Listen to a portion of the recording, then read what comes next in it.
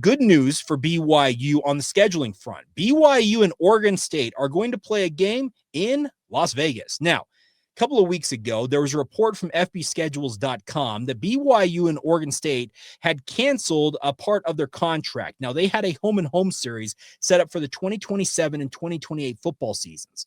Now, that contract stipulated that BYU would host Oregon State in 2027 in Provo. That game remains in force, while the 2028 game, which was scheduled for Corvallis, is going to be canceled. But news yesterday coming from Brett McMurphy of on3.com is that game, as they were said earlier on when they canceled this, they were going to schedule a makeup date in Corvallis at some future date. Well, they have made the adjustment because they're going to play in Las Vegas at Allegiant Stadium in 2028. It's part of a series that Allegiant Stadium is putting on to kick off the college football seasons.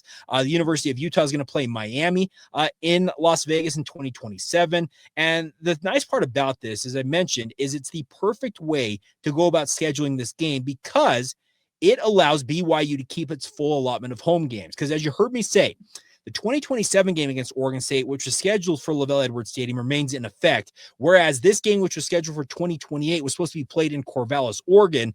So it is a home game that Oregon State is actually giving up for BYU to go to Las Vegas and play this game.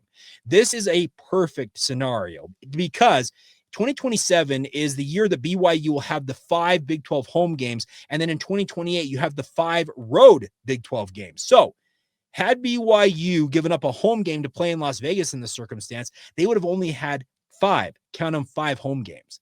That's not going to fly. And quite frankly, I believe that BYU should be pushing to get to as many as 7 or 8 home games, if at all possible. Now, that may be years down the line due to some contracts that are obviously still in effect for BYU. That's why they're playing at East Carolina this year. That's why they played at Wyoming a year ago. They're trying to finish up contracts and agreed upon games from their independent era. But this is the right way to go about playing a team like Oregon State. Now, they're part of the will be the newly revamped Pac-12, when they face off in Las Vegas. And is Oregon State going to be a world beater?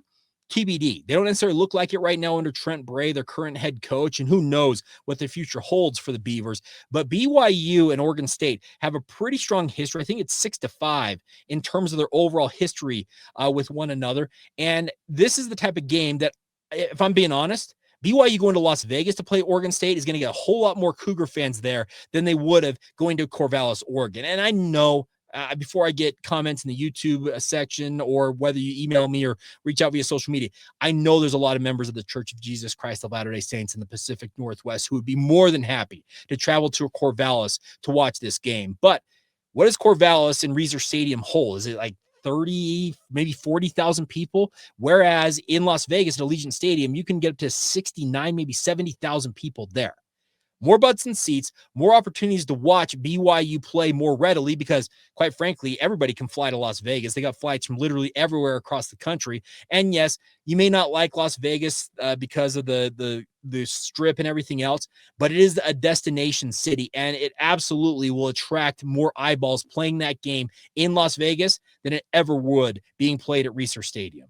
I know a lot of you are traditionalists. You want to see games played on home campuses and home venues for these programs. But BYU, I have been a long time proponent of them playing in Las Vegas as often as possible. Last time they played was that Notre Dame game. Was that in 2022 as they lost to Notre Dame? Had they had a little more luck at the quarterback position, they very well may have pulled off that upset. But I think that BYU playing in Las Vegas every other year, if not maybe getting a chance to play there every year, I think it'd be a great thing for the Cougars. Because like I said, people will sit up and pay attention when you play games at Allegiant Stadium. It's an NFL venue.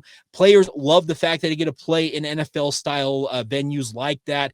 And once again, it's simply put, it's Las Vegas. It's the entertainment capital of the world, and it attracts people that may otherwise say, you know what? I'm not going to Corvallis. Oh, they're going to go to Vegas? Yeah, I'm in on that. Maybe you're not. Maybe that's not you, but I think a lot of people, the majority, are more prone to go to Vegas to watch this game because, once again, it's within driving distance along the Wasatch Front. It's 6.5, 7 hours to Vegas versus, is it 12 or 13 to get to Corvallis? I don't necessarily know my road trip times off the top of my head. But I love this. I love the fact that, yes, it is a neutral site game, but it's not costing you a home game. BYU still get their full complement of at least 6 home games in that 2028 season. And according to FB schedules, the only game outside of what this report is, including the game against Oregon State for 2028, is a home date for BYU against Boston College. So if you're wondering, okay, you have to obviously fulfill the deal that the Big 12 has, the mandate that you have to play a Power 4 program. Well, Boston College is just that. This playing a neutral site game against the Beavers, speaking of Oregon State in Las Vegas, it's a happy coincidence. And I love the fact that it's a neutral site, and it's obviously going to get a lot of people interested to go there and kick off the season down there in Las Vegas. So masterstroke in terms of scheduling to guys like Brian Santiago. I think I remember who his scheduling guru is. It Dylan Moody? I remember who it is inside the athletic department for years was the scheduling guy behind the madness that BYU did with their independent schedules. Well, this is a recruiting masterstroke, and I got to give mad props to all parties involved with this, because that is the way you go about scheduling stuff as a Power 4 program for BYU, and I'm excited for it.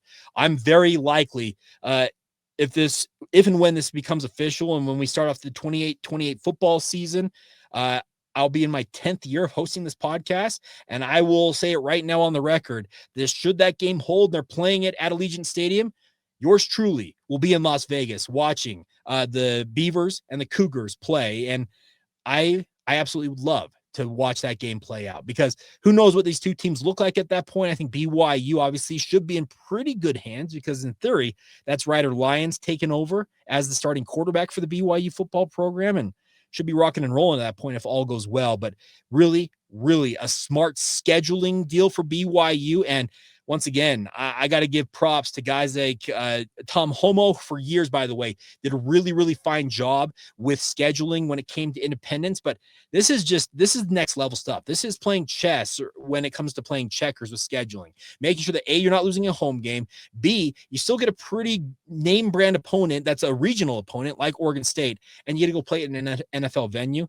I think it's a win-win-win all the way around. And I'm sure that many more of you, like myself, are very likely to be in Las Vegas when they kick off the 2028 football season, watching BYU take on the Oregon State Beavers. So looking forward to it and hoping that we have a lot of fun when we get to that point in 2028. All right, coming up next, though, we're going to finish up today's show talking about something that I bemoaned a little bit on social media yesterday, and many of you also bemoaned.